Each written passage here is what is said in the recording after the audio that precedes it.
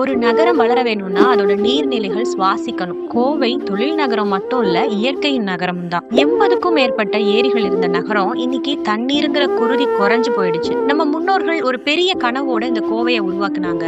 மழை வந்தா ஓடைகள் ஓடுச்சு, தண்ணீர் வந்தா குளங்கள் நிரம்புச்சு. ஒவ்வொரு ஏரியும் ஒரு வாழ்வாதாரம். வெறும் தண்ணி மட்டும் இல்லைங்க, அது நம்மளோட பாரம்பரியம். ஆனா இப்போ ஏரிகள் குப்பை தொட்டியா மாறிடுச்சு, குளங்கள் கட்டடங்களால மூடப்பட்டுடுச்சு. கொஞ்சம் கொஞ்சமா கோவை தன்னோட நீர்நிலைகளை இழந்துட்டே வருது.